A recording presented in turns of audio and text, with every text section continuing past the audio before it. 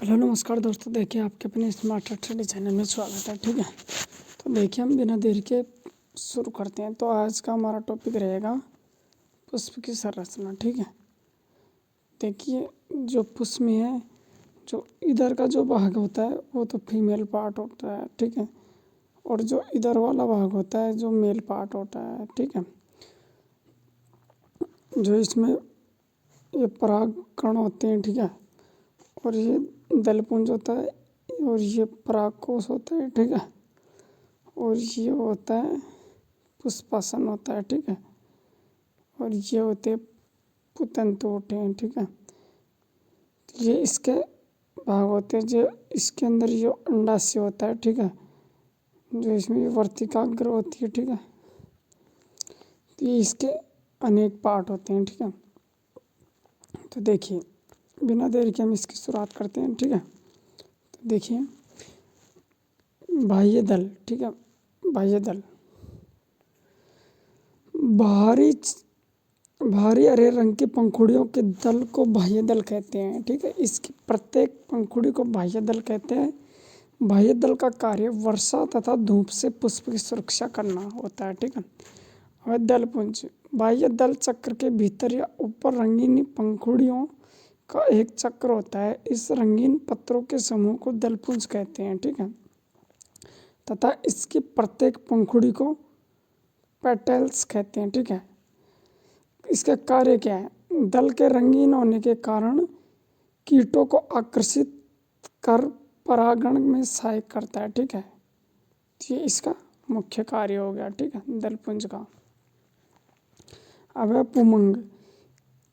पुंकेसर पुमंग की इकाई है। ठीक है, पुंकेसर पुष्प का वास्तविक नर जनन भाग होता है जो नर अंगों का बना होता है। इसमें बहुत लंबी लंबी संरचनाएं पाई जाती है। पुंकेसर को दो भागों में विभाजित किया गया है।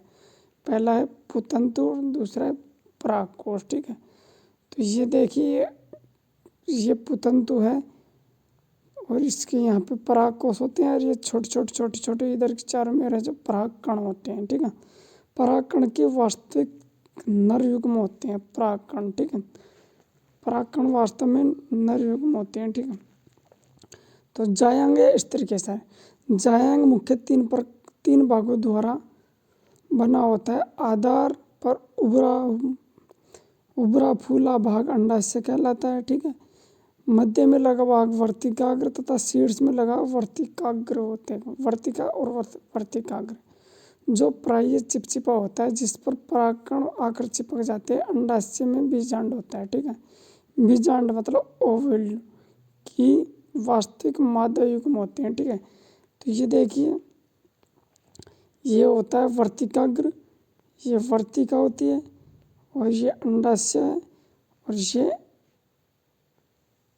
बीजांड होता है। ठीक है, और ये पुष्पासन होता है। ठीक है, तो इसके अलग अलग भाग होते हैं। ठीक है, अब देखिए परागण। ठीक है, मतलब पोलिनेशन वह क्रिया जिससे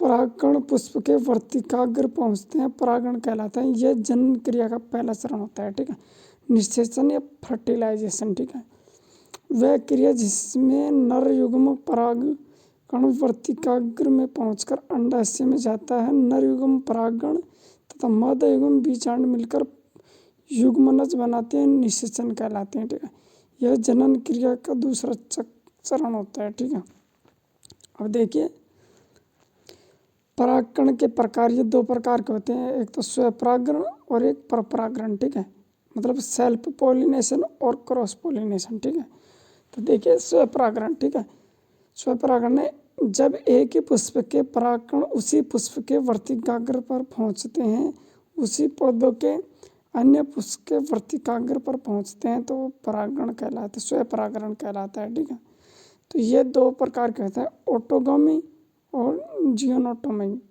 ठीक है, नोमेगी। तो देखिए ये देखिए। ठीक है, तो ऑटोगमी में परागकण उसी फूल के वर्तिकाग्र में स्थानांतरित होता है। ठीक है, और जियोटोगमी में परागण एक फूल के वर्तिका परागकोश से उसी फूल के वाले पौधों के दूसरे फूल के वर्तिकाग्र में स्थानांतरण होता है। ठीक है, मतलब एक फूल से दूसरे फूल में जाने के लिए जियोटोनोगमी, और उसी फूल से उसी फूल में ऑटोगमी। ठीक है, तो अब है परपरागण। ठीक है, परपरागण जब एक पुष्प के परागकण दूसरे समजातीय पौधों पर अवस्थित पुष्प के वर्तिकाग्र पर पहुंचते हैं तब उस परागकण कहते हैं। ठीक है, इसे एलोय या जेमी भी कहते हैं। ठीक है, तो देखिए परागकण के कारक कौन कौन से हैं। ठीक है, परागकण कैसे कैसे होता है। एनिमोफिल मतलब हवा के द्वारा। ठीक है, हाइड्रोफिल मतलब जल के द्वारा, जूफिली मतलब जानवरों के द्वारा, ऑर्निथोफिलिया मतलब पक्षी के द्वारा। ठीक है, चिरोप्टेरोफिलिया मतलब चमगादड़ द्वारा। ठीक है, एटोमोफिली मतलब कीट द्वारा, मेलाकोफिली मतलब घेंघे के द्वारा। ठीक है, मायरेमोकोफिली मतलब चींटियों के समूह द्वारा। ठीक है, तो ये इतने प्रकार से होते हैं। ठीक है, दुनिया का सबसे बड़ा फूल कौन सा है, तो ये दुनिया का सबसे बड़ा फूल है रेफेलेसिया। ठीक है, और दुनिया का सबसे छोटा वुल्फिया। ये दो फूल सबसे बड़े और सबसे छोटे हैं। ठीक है, अब है फल या फ्रूट। फल पादप का मुख्य अंग होता है। फल का निर्माण निषेचन के पश्चात अंडाशय में होता है। परिपक्व अंडाशय ही फल कहलाता है। ठीक है, बीज का निर्माण निषेचन के बाद बीज अंडे में होता है। मतलब अंडाशय बीज वाला फल है, अंडाशय से फल का निर्माण होता है और बीजांड से बीज का निर्माण होता है। ठीक है, अब देखिए फलों के अध्ययन को क्या कहा जाता है। फलों के अध्ययन को पोमोलॉजी कहते हैं। इसका कार्य बीज की सुरक्षा करना। ठीक है, फल के दो भाग होते हैं, कौन कौन से, एक तो फल वृद्धि और एक बीज मतलब सीड। ठीक है,